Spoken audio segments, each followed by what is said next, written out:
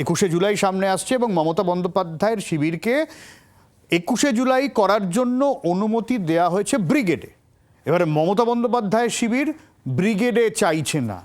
শোভনদেব চট্টোপাধ্যায়ের বক্তব্য শোনালেই পরিষ্কার হবে কেন তারা ব্রিগেডে চাইছেন না। শোনাই।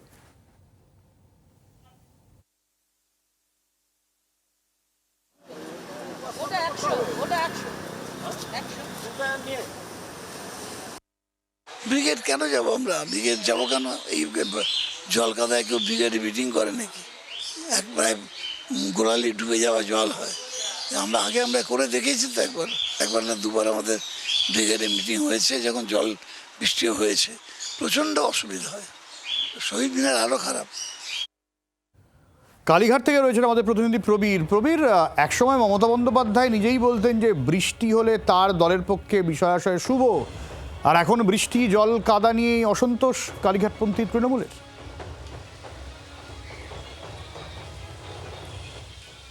দেখো, গতকাল যেটা শোনা যাচ্ছে, কলকাতা পুলিশ তাদেরকে প্রস্তাব দিয়েছে যে ব্রিগেডে করতে 21শে জুলাই, কিন্তু সেখানে পত্রপাঠ তারা না করে দিয়ে চলে এসেছেন শোভনদেব চট্টোপাধ্যায়, ডেরেক ওব্রায়েনরা, যে ব্রিগেডে যাবেন না। তার কারণ হিসেবে তারা বলেছেন বর্ষাকাল, কাদা, জল, এই বৃষ্টি, স্বাভাবিকভাবেই কর্মীদের অসুবিধা হবে, তাই তারা ব্রিগেডে যাবেন না বলে তারা বলে দিয়ে এসছেন। উল্টো দিকে ডোরিনা ক্রসিং কালকে চেয়ে এসছেন, এখন পর্যন্ত কিন্তু ডোরিনা ক্রসিং সংক্রান্ত কোনো কথা বা কোনো অনুমতি পুলিশ দেয়নি।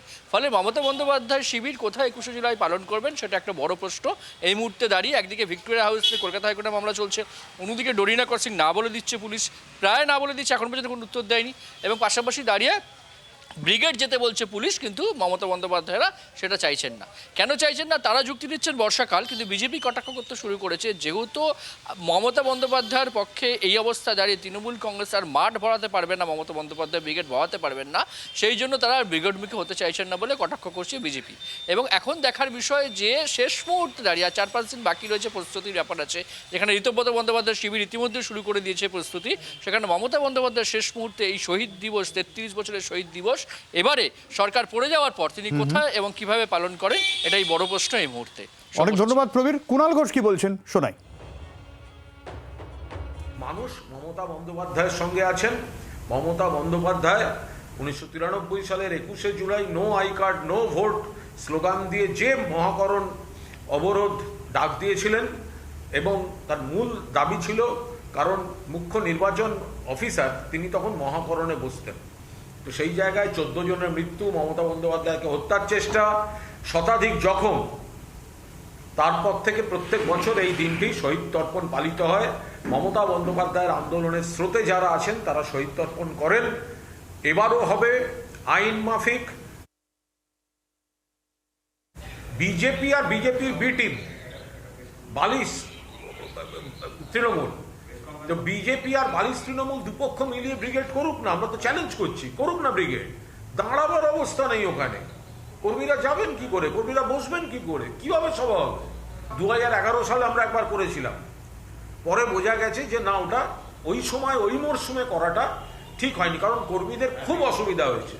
তো ফলে ব্রিগেডটা একটা বর্ষাকালে জুলাই মাসে ব্রিগেডে এইসব আলোচনাটাই একটা অসার বস্তু।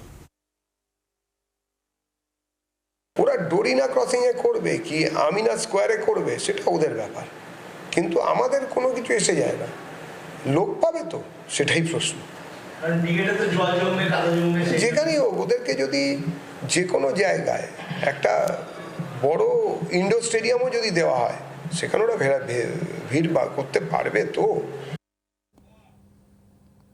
সুমনা, এটাও তো প্রশ্ন, লোক জড়ো করতে পারবেন তো? যদি মমতা বন্দ্যোপাধ্যায় লোক জড়ো করেন সেটা একটা শক্তি প্রদর্শনের জায়গা, আর যদি না পারেন তাহলে তো কালীঘাটপন্থী তৃণমূলের রাজনৈতিক ভবিষ্যৎ নিয়ে বড়সড় প্রশ্ন উঠে যাবে।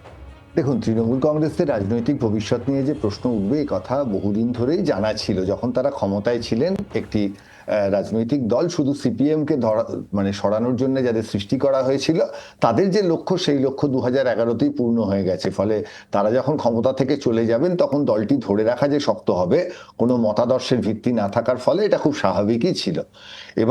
এখন দলটি কিভাবে চলবে? আপাতত সেই দলের সঙ্গে বিজেপির অত্যন্ত কাছাকাছি যোগাযোগ ছিল দীর্ঘ সময় ধরে। আমরা নির্বাচনের পরেও দেখতে পাচ্ছি যে তারা বিজেপির সঙ্গে বা এনডিএর সঙ্গে যোগাযোগ রাখছেন। ভারতের রাজনীতিতে এটা সংবিধানের বাইরে নয়, এরকম বহু হয়েছে। এবার এই দলটির মধ্যে কোন অংশ সত্যিকারের ক্ষমতা পান সেটা যেমন দেখা যাবে, সভা সমিতির মাধ্যমেও এটা বোঝা যাবে কোথায় কত মানুষ আসছেন। কিন্তু সব থেকে বড় পরীক্ষা সামনে যে দুটি বিধানসভা এবং একটি লোকসভা উপনির্বাচন আছে, এবং একই সঙ্গে কলকাতা পুরসভা এবং অন্যান্য বহু পুরসভার নির্বাচন আছে। সেই নির্বাচনগুলিতে সত্যিকারের মানুষ কাদের পক্ষে আছেন, বা আদেও দুটো দলের কারুর পক্ষেও না থাকতে পারেন। এমন হতে পারে যে বিজেপির বিরুদ্ধে মানুষ এরপর সিপিআইএম বা কংগ্রেসকে প্রতিপক্ষ মনে করলো। তার জন্য নির্বাচন অবধি অপেক্ষা করতে হবে। এই মুহূর্তে তৃণমূল কংগ্রেসের পরিস্থিতি একেবারেই সুবিধের নয়। বাংলার আওয়াজ, বাঙালির আবেগ, জি 24 ঘন্টা।